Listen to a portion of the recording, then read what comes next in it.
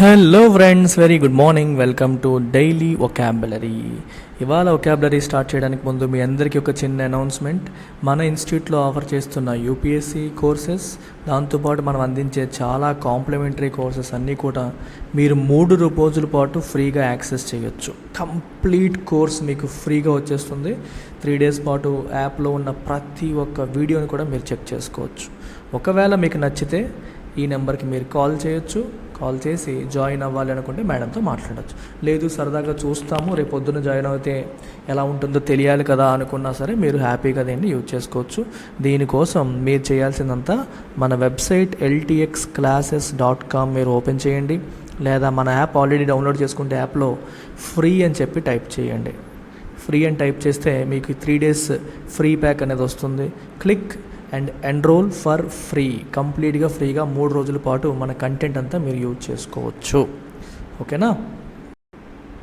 అలాగే ఎస్ఎస్సి మరియు బ్యాంక్ సెగ్మెంట్లో మనం అందిస్తున్న కోర్సులన్నీ ఇక్కడ కనిపిస్తున్నాయి.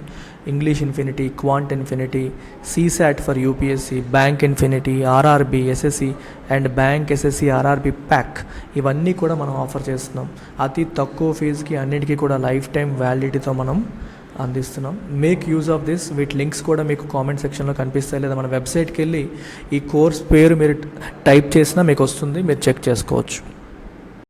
So front page of today's newspaper Delhi edition ఇది. అందులో ఫస్ట్ ఆర్టికల్ చూస్తే Kerala governor says he can sack errant ministers అని చెప్పన్నారు. సాక్ అంటే రిమూవ్ అని అర్థం, అంటే పదవిలోంచి తీసేయడం, రిమూవ్ చేసేయడం అని అర్థం. ఎరాంట్ అంటే పీపుల్ ఎవరైతే తప్పుడు దారిలో వెళ్తున్నారో, అవుట్ ఆఫ్ ఆర్డర్ వెళ్తున్నారో, మిస్బిహేవింగ్ అని చెప్పొచ్చు. సరైన దారిలో బిహేవ్ చేయట్లేదో మిస్బిహేవింగ్ అని కూడా మనం అనొచ్చు. ఈ మిస్బిహేవింగ్ మినిస్టర్స్ని నేను రిమూవ్ చేయగలుగుతాను, నేను కావాలంటే రిమూవ్ చేసేస్తాను, పీకేస్తాను ఉద్యోగంలోంచి, మీ పదవిలోంచి అని చెప్పి కేరళ గవర్నర్ వార్నింగ్ ఇచ్చారు. అయితే ఈ వార్నింగ్ కొంచెం వింతగా, విచిత్రంగా ఉంది. ఎందుకంటే ఎప్పుడైనా సరే మనం ఏంటంటే governors, CM and council of ministers చెప్పింది చేసుకుంటూ పోవడమే చూస్తూ ఉంటాం. కానీ గవర్నర్ ఇలా వార్నింగ్ ఇవ్వడం అనేది కొంచెం వింతగా ఉంది. కానీ ఆర్టికల్ 164 మీరు ఒకసారి కాన్స్టిట్యూషన్ మీరు ఓపెన్ చేస్తే ఆర్టికల్ 164 ఏం చెప్తుందంటే, CM and council of ministers వీళ్ళంతా కూడా they work during the pleasure of the governor అని చెప్పి రాసి ఉంటుంది. They work during the pleasure of the governor. So ఈ పర్టిక్యులర్ ప్రావిజన్ ఏదైతే ఉందో, ద చీఫ్ మినిస్టర్, చూడండి ఆర్టికల్ 164 క్లాజ్ 1 ఏం చెప్తుందంటే మనకి, chief minister shall be appointed by the governor and the other minister shall be appointed by the governor on the advice of the chief minister, on the advice of the chief minister, and the ministers shall hold office during the pleasure of the governor అని చెప్పి రాస్తారు. Ministers shall hold office during the pleasure of the governor అంటే ఒకవేళ గవర్నర్కి వాళ్ళు నచ్చకపోతే remove చేసే అధికారం ఉందనే మీనింగ్ ఇక్కడ వచ్చేస్తుంది. కానీ ఇన్ రియాలిటీ ఎప్పుడైనా సరే ఒక మినిస్టర్ని రిమూవ్ చేయాలి అంటే సీఎం వచ్చేసి గవర్నర్కి రికమెండ్ చేస్తారు, పలానా వ్యక్తిని తీసేయండి అని. అప్పుడు రిమూవ్ చేయడం అనేది చేస్తారు, కానీ గవర్నర్ తనంతట తానే ఎప్పుడూ చెయ్యరు. అందుకే ఈ స్టేట్మెంట్ నేను పాలిటీ యాంగిల్లో చెప్తున్నాను. నిజంగానే గవర్నర్కి ఆ పవర్స్ ఉన్నాయా అంటే కాన్స్టిట్యూషన్లో మీరు 164 ఆర్టికల్ 164 క్లాజ్ 1 చూస్తే ఆ పవర్ కనిపిస్తుంది. కానీ లీగల్ ఎక్స్పర్ట్స్ కానీ అలా చెయ్యరు, చీఫ్ మినిస్టర్ చెప్తేనే చెయ్యాలని కొంతమంది అంటున్నారు. అలా అది రాంగ్ ఇంటర్ప్రిటేషన్ అవుతుందని కొంతమంది అంటున్నారు, కొంతమంది చెయ్యొచ్చని అంటున్నారు. సో ఇట్స్ డిఫికల్ట్, చెయ్యొచ్చా చేయలేదనేది మనం క్లియర్గా చెప్పలేము. But that's another area. But మనం ఇక్కడ చూడాల్సింది 2 వర్డ్స్, సాక్ అండ్ ఎరాంట్. ఈ 2 పదాలు మనం ఇక్కడ నేర్చుకున్నాం. ఇక్కడ చూడండి, Congress presidential poll sees 96% of the delegates turning up to cast vote. Turn up అంటే హాజరవ్వడం, అటెండ్ అవ్వడం అని అర్థం. కాస్ట్ అంటే ఓటు వేయడం, ఓటు వేయడాన్ని కాస్టింగ్ ఓట్ అని చెప్పి అంటారనమాట. సో కాంగ్రెస్లో ప్రెసిడెన్షియల్ పోల్ జరిగింది. 96% డెలిగేట్స్, ప్రతినిధులు ఓటు వేయడానికి ముందుకు వచ్చారని చెప్పొచ్చు. మల్లికార్జున్ ఖర్గే అండ్ శశి థరూర్ వీళ్ళిద్దరూ పోటీ పడ్డారు. రిజల్ట్స్ ఇంకా రాలేదు.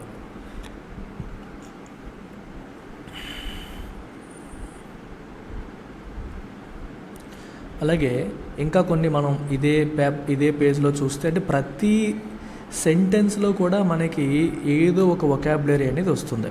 ఇక్కడ చూడండి, BJP pulls out its candidate from Andheri bypoll. Pull out అంటే అర్థం ఏంటి? విత్డ్రా. తన క్యాండిడేట్ని బీజేపీ విత్డ్రా చేసింది. ఓకేనా? నామినేషన్స్ విత్డ్రా చేయడానికి టైం జస్ట్ గంటల ముందు వాళ్ళు విత్డ్రా చేసేసారనమాట. పుల్అవుట్ అంటే విత్డ్రా, క్యాండిడేట్ని విత్డ్రా చేసుకుంది, వెనక్కి తీసుకుంది అని అర్థం. It's a phrasal verb. Phrasal verbs చాలా ఇంపార్టెంట్ కదా మనకి, ఎగ్జామ్స్లో వస్తూ ఉంటాయి. So it's a phrasal verb, అంతే. సో ఇవి some important words in this page. 1 2 3 4 words in this page మీరు నేర్చుకున్నారు. సో నెక్స్ట్ పేజ్లో మీరు ఒకసారి చూస్తే ఇందులో పెద్దగా ఈ ఒక్క పదం ఇంట్రెస్టింగ్ ఉంది. DU defers announcement of first admission list till tomorrow. Defer అంటే వాయిదా వేయడం, పోస్ట్ పోన్.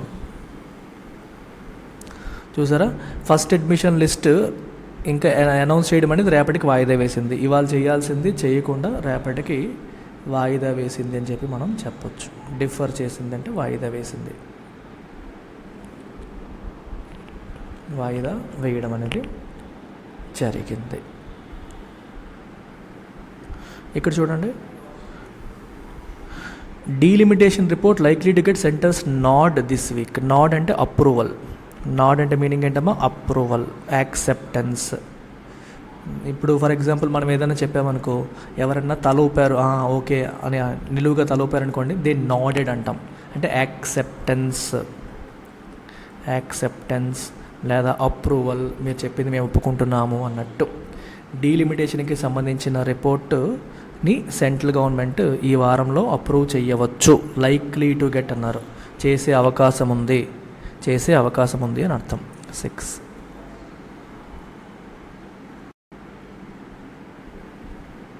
ఇది చూడండి, interesting word. Police lodge FIR in Miranda house ruckus case. Ruckus అంటే మీకు ఏంటంటే మనకి రభస అంటాం చూడండి, మొత్తం రభస రభస చేసేసారు. ఒక నాయిజీ సిచ్యువేషన్, నాయిజీ డిస్టర్బింగ్ సిచ్యువేషన్ని మనం రక్కస్ అంటాం. కొంతమంది వచ్చి గొడవ పెడతారు కదా, వచ్చి దాన్ని రభస అంటాం. ఇద్దరు కొట్టేసుకున్నారు అనుకోండి, రోడ్డు మీదకి వెళ్ళి గ్రూపులుగా కొట్టుకోవడం కావచ్చు, ఇలా చేశారనుకోండి, దాన్ని మనం ఏమంటాము? నిన్న నేర్చుకున్నాం, బ్రాల్. Street brawl. రోడ్డు మీద గొడవలు ఆడుకుంటున్నారు, వీధిలో గొడవలు ఆడుకుంటున్నారు, స్ట్రీట్ బ్రాల్ అంటాం. అలాగే కొంతమంది వచ్చి అందరు కలిపి గొడవ చేయడం, గొడవలు ఆడుకోవడం కాదు, గొడవ చేశారనుకోండి, దాన్ని రభస. తెలుగులో రభస అంటాం, ఇంగ్లీష్లో రక్కస్ అంటాం అనమాట. ఇంట్రెస్టింగ్ వర్డ్ ఇది. ఇది చూడండి, మీ అందరికీ తెలిసిన పదమే ఢిల్లీ రైట్స్. నిన్న కూడా చెప్పాను, రైట్స్ అంటే ఏంటమ్మా? అల్లర్లు. రైట్స్ అంటే మీనింగ్ అల్లర్లు అని అర్థం. 2 మతాల మధ్య, 2 కులాల మధ్య, రైట్, ఇట్లా జరిగే ఈ గొడవల్ని మనం రైట్స్ అని చెప్పి, అల్లర్లు అని చెప్పి అంటాం. అల్లర్లు అని చెప్పి అంటాం. రైట్.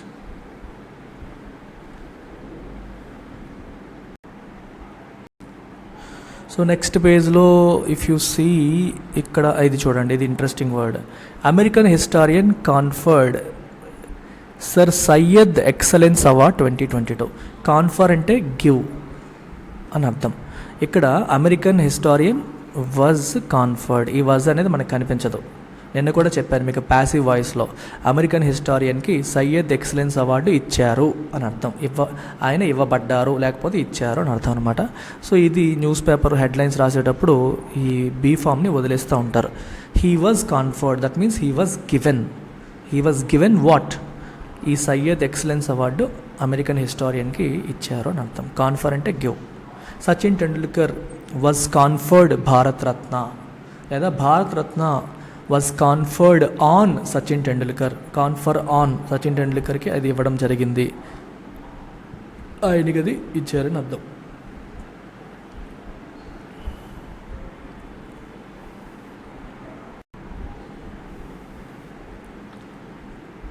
ఇంకా ఇది చూడండి, చాలా interesting. Biggest state government exam triggers chaos. దీన్ని కేఓస్ అని చదవాలి. కేఓస్ అంటే గందరగోళం అంటే అర్థం ఏంటమ్మా? గందరగోళమైన సిచ్యువేషన్, అంటే ఒక కంట్రోల్ లేకుండా, చూడండి ఇక్కడ జనాలు చూస్తే మీకు అర్థమవుతుంది, ఒక పద్ధతి, ఆర్డర్లీనెస్ లేకుండా అడ్డదిడ్డంగా గందరగోళంగా ఉండాలని మనం కేఓస్ అంటాం. ట్రిగ్గర్ అంటే కాజ్ సంథింగ్ టు హ్యాపెన్, అంటే ఒకటి జరిగేలా చేయడం. సో ఏది జరిగేలా చేసింది? గందరగోళం వచ్చేలాగా చేసింది. ఎవరు చేశారు? Biggest state government. యూపీలో ఒక బిగ్గెస్ట్ స్టేట్ గవర్నమెంట్ ఎగ్జామ్, అక్కడ చూడండి ఎగ్జామ్, ఈ యూపీపీఈటీ కండక్ట్ చేశారంట.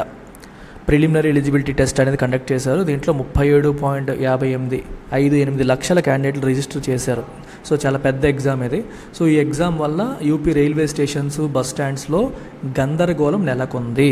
ఈ ఎగ్జామ్ అనేది గందరగోళం అయ్యే పరిస్థితిని కల్పించింది. Cause something to happen, cause something to happen అని అర్థం అనమాట. ఇది యువర్ అంతే.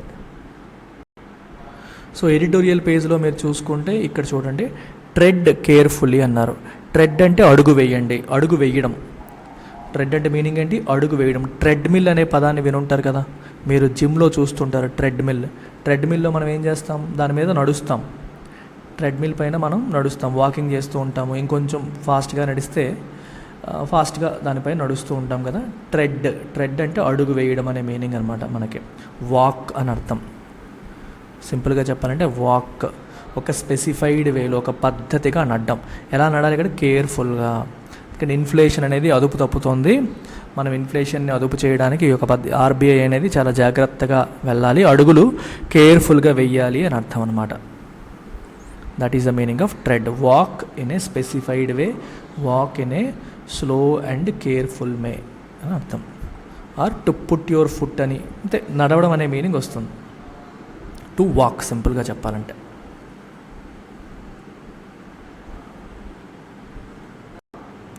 సో ఇది చాలా ఇంట్రెస్టింగ్ వర్డ్ అమ్మ. ఇక్కడ మీకు వచ్చింది చూడండి, ఇక్కడ judicial committee over arithmetic. Committee అంటే ఇక్కడ మీనింగ్ ఏంటి అంటే mutual respect. Very important word ఇది, జాగ్రత్తగా వినండి. లేదా కర్టసీ అని అర్థం. రైట్. ఇక్కడ సమస్య ఏంటంటే, ఇప్పుడు చూడండి, హైకోర్టు ఉంది ఇక్కడ, సుప్రీంకోర్టు ఉంది ఇక్కడ. హైకోర్టు ఏమో ఒక తీర్పు ఇచ్చింది, వర్డిక్ట్ తీర్పు ఇచ్చింది. తర్వాత సుప్రీంకోర్టు ఇదే విషయంలో ఇంకో తీర్పు ఇచ్చింది. సో అప్పుడు ఏమవుతుంది? ఎవరి తీర్పు ఫాలో అవ్వాలనే క్వశ్చన్ వస్తుంది. So as a courtesy higher court చెప్పింది లోవర్ కోర్టు ఫాలో అవ్వాలి, లేదా హయ్యర్ కోర్టు చెప్పిన దానికి పవర్ ఎక్కువ ఉంటుంది. సుప్రీంకోర్టు, హైకోర్టులో ఏది higher court? Supreme court. So as a courtesy, as a mutual respect, you have to respect the higher court. కాబట్టి వీళ్ళు చెప్పింది ప్రివైల్ అవుతుంది, ఇది మరి చెల్లదు అని అర్థం. అలాగే విత్ ఇన్ సుప్రీంకోర్ట్ లెట్సే ఇద్దరు జడ్జిల బెంచ్, ఇద్దరు జడ్జిలు ఉన్న బెంచ్ని మనం డివిజన్ బెంచ్ అంటాం. We call it division bench. So ఇది ఒక తీర్పు ఇచ్చింది అనుకోండి, వర్డిక్ట్ ఇచ్చింది అనుకోండి. ఈ వర్డిక్ట్ని మళ్ళీ చేంజ్ చేయాలి అంటే we need a bigger bench. అంటే ఇది ఇద్దరు కాబట్టి ముగ్గురున్న బెంచ్ అన్న మినిమం కావాలి. మినిమం ముగ్గురున్న బెంచ్ దీనికి ఆపోజిట్ డెసిషన్ ఇస్తే ఇది పోతుంది, అది ప్రివైల్ అవుతుంది. అంటే ఎప్పుడైనా సరే జ్యుడిషియల్ 2-3 తీర్పు వచ్చినప్పుడు ఏది ఫాలో అవ్వాలి? కింది కోర్టుదా, పై కోర్టుదా? ఒక కోర్టులో 2 బెంచ్ల్లో ఏది ఫాలో అవ్వాలనే క్వశ్చన్ వచ్చినప్పుడు ఎప్పుడు కూడా మనకి ఎక్కువ మంది ఉన్న బెంచ్ ఇచ్చే డెసిషన్ తక్కువ మంది ఉన్న బెంచ్ కంటే పవర్ఫుల్ అవుతుంది, కింది కోర్టు కంటే పై కోర్టు పవర్ఫుల్ అవుతుంది. ఇది గుర్తుపెట్టుకోవాలి. ఇదంతా జ్యుడిషియల్ కమిటీ, మ్యూచువల్ రెస్పెక్ట్ కింద మనం చెప్పొచ్చు. అవుట్ ఆఫ్ కర్టసీ అని చెప్పొచ్చు. కొట్టుకోవడాలు ఉండవు, ఒకదాన్ని ఇంకొకరు రెస్పెక్ట్ చేసుకోవాలి. అలా వెళ్తేనే ముందుకెళ్తుంది. అయితే దానికి ప్రిన్సిపల్స్ ఉండాలి కదా. మీరు నాకు రెస్పెక్ట్ ఇవ్వండి, నేను మీకు, ఈ కొట్టుకోవడాలు ఉండకుండా కొన్ని ప్రిన్సిపల్స్ అనేవి పెట్టారు. చిన్న కోర్టు కంటే పెద్ద కోర్టుది, అలాగే ఒకే పెద్ద కోర్టులోనే 2 తీర్పులు వస్తే చిన్న బెంచ్ కంటే పెద్ద బెంచ్ది ప్రివైల్ అవుతుంది అని చెప్పి అర్థం అనమాట. అలాగా ఇప్పుడు చూడండి, ఒక పాత కేసు ఉంది. 7 జడ్జిల బెంచ్ వచ్చేసి 7 మెంబర్స్ కలిపి ఒక తీర్పు ఇచ్చారు. తర్వాత కొన్నాళ్ళ తర్వాత 3 జడ్జిల బెంచ్ వచ్చేసి ఈ తీర్పు తప్పు అని చెప్పింది అనుకోండి, కుదరదు. ఇది 7 జడ్జిల బెంచ్ కాబట్టి ఇప్పుడు కనీసం ఇక్కడ 9 మంది కూర్చొని బెంచ్ ఫామ్ చేసి దీన్ని మనం మార్చాలి. అంతేగాని 7 జడ్జిల బెంచ్ని 3 జడ్జిల బెంచ్తో ఇచ్చిన డెసిషన్తో కొట్టేయడానికి కుదరదు అనమాట. So higher number of members ఉన్న బెంచ్ మాత్రమే ఉండాలి. ఇది జ్యుడిషియల్ కమిటీ అంటాం. So judicial comity is a principle wherein they have these mutual respect for others cases కావచ్చు, అదర్స్ వెర్డిక్ట్స్ కావచ్చు, ఇట్లాంటివి అనమాట. ఇలాంటి ప్రిన్సిపల్స్ని ఫాలో అయ్యి వాళ్ళు వెళ్తారు. ఈ ప్రిన్సిపల్స్ని ఫాలో అయ్యి వెళ్ళడం అనేది జరుగుతుంది. చాలా ఇంపార్టెంట్ వర్డ్ ఇది. ఇలాంటి వర్డ్స్ ఏంటంటే మనకి జనరల్గా ఒకాబులరీ డిక్షనరీ చూసి బట్టి కొట్టకుండా అవి ఏ సందర్భాల్లో వాడతారు, ఎలాంటి కాంటెక్స్ట్లో వాడతారు అని అర్థం అన్నమాట. మీకు అర్థమైందా? So committee refers to courts of one jurisdiction respecting the courts of others అని అర్థం అనమాట. లేదా one bench respecting the other. అది మనకంటే పెద్ద బెంచ్ అంటే మనం మనది దానికి రెస్పెక్ట్ ఇవ్వాలి, వెనక్కి తగ్గిపోవాలి, ఇట్లా అనమాట వస్తుంది. Right.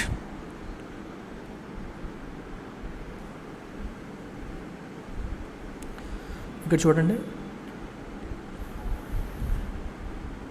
Strengthening dollar ష్రింక్స్ foreign reserves. Shrink అంటే అర్థం ఏంటి? కుచించుకుపోవడం, తగ్గిపోవడం, దాన్ని మనం ష్రింకింగ్ అంటాం. స్ట్రెంథనింగ్ డాలర్, స్ట్రెంథన్ అంటే బాగా బలపడుతున్న డాలర్ ఫారెన్ రిజర్వ్స్ని ఏం చేసిందమ్మా? అక్రాస్ నేషన్స్ ష్రింక్ చేసేసింది, కుచించుకుపోయేలా చేసింది, తగ్గిపోయేలా చేసింది. రెడ్యూస్ ఇన్ సైజ్ అని చెప్పి అంటాం. అండ్ ఫైనల్గా ఈ పేజ్లో హిందీ ఇంపోజిషన్ అండ్ ఇట్స్ డిస్కంటెంట్స్ అన్నారు. ఇంపోజిషన్ అంటే అర్థం ఏంటి? బలవంతంగా రుద్దడం, ఇంపోజ్ చేయడం. అంటే force someone against their will, అంటే వాళ్ళ ఇష్టాలతో సంబంధం లేకుండా వాళ్ళని రుద్దడం. ఫోర్స్ సంథింగ్ ఆన్ సమ్వన్ అంటే హిందీ భాషను వాడండి, హిందీలో రాయండి అని బలవంతంగా వాళ్ళతో చేయించడానికి ప్రయత్నం చేయడం ఇంపోజిషన్ అంటాం. డిస్కంటెంట్ అంటే డిస్సాటిస్ఫాక్షన్. అంటే మీరు అలా చేయడం వల్ల ఇక్కడ వస్తున్న డిస్సాటిస్ఫాక్షన్స్, ఎవరెవరు ఏమేమి సఫర్ అవుతున్నారు, ఏమేమి ఇబ్బంది పడుతున్నారు అవన్నమాట. చూడండి, ఇక్కడ స్టాప్ హిందీ ఇంపోజిషన్ అని చెప్పేసి ఇక్కడ తమిళనాడులో ఒక చిన్నది జరుగుతుందన్నమాట. ఇది కదా dissatisfaction. Discontent means dissatisfaction, a feeling of not being satisfied అని మనం చెప్పొచ్చు. So these are different words that we have learn today. కొన్ని రిపీట్ అవుతాయి. నేను రిపీట్ అయ్యేవి ఎప్పుడు కొత్త వర్డ్సే చెప్పడానికి ట్రై చేయను. రిపిటీషన్స్ వల్లే గుర్తుంటాయి. ఎప్పుడైతే మనకి ఒక వర్డ్ రిపీట్ అవుతుందో మీకే తెలిసిపోతూ ఉంటుంది, ఈ పదం నాకు ఆల్రెడీ తెలుసు, సార్ ఆల్రెడీ చెప్పారు, నాకు గుర్తుంది అనేది మీకు అర్థమవుతుంది అనమాట. మీరు ఏం చేస్తారంటే you can have a notebook. సింపుల్గా వర్డ్ నేను తెలుగులో చెప్తే తెలుగులో, లేదా ఇంగ్లీష్లో చెప్తే ఇంగ్లీష్లో వర్డ్ మీనింగ్ రాసుకోండి. ఇంగ్లీష్లోనే రాయాలి, తెలుగులో రాయాలని రూల్స్ పెట్టుకోకండి. అల్టిమేట్గా మీకు మైండ్లో అది గుర్తుంటే చాలు. తెలుగులో గుర్తుందా, ఇంగ్లీష్లో గుర్తుందా, డజంట్ మ్యాటర్. మీరు ఒక ఇంగ్లీష్లో మీనింగ్ రాసుకున్నా ఎగ్జాక్ట్గా అదే మీనింగ్తో ఎగ్జామ్లో రాదు, వేరే మీనింగ్లో వస్తుంది, వేరే పదాలు వాడతారు. అరే నేను అలా బట్టి కొట్టేనే అంటే కుదరదు. మీకు మీనింగ్ అర్థమైతే మీరు ఎలాగొన్నా రాస్తారు, చేయగలుగుతారు. సో అందుకే focus on understanding the meaning. ఇంకేం వద్దు. Don't complicate learning, simplify it. So అలాగే నా అదర్ ఇంగ్లీష్ క్లాసెస్ కూడా మీరు చూడాలి అనుకుంటే మీరు ఇంగ్లీష్ ఇన్ఫినిటీ కోర్స్ తీసుకోవచ్చు.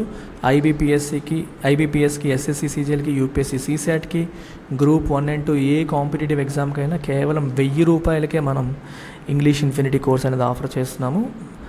ఇది కాంటాక్ట్ చేయాల్సిన నెంబరు. 31 అక్టోబర్ వరకు మాత్రమే ఇది వ్యాలిడ్ ఉంటుంది. సో మీరు మన వెబ్సైట్ ltxclasses.comలో డైరెక్ట్గా మీరు పేమెంట్ చేసేయచ్చు. ఈ వెబ్సైట్కి వెళ్ళి ఇంగ్లీష్ ఇన్ఫినిటీ అని టైప్ చేసి మీరు డైరెక్ట్గా ఎన్రోల్ అవ్వచ్చు కూడా. That's about it. Take care. By.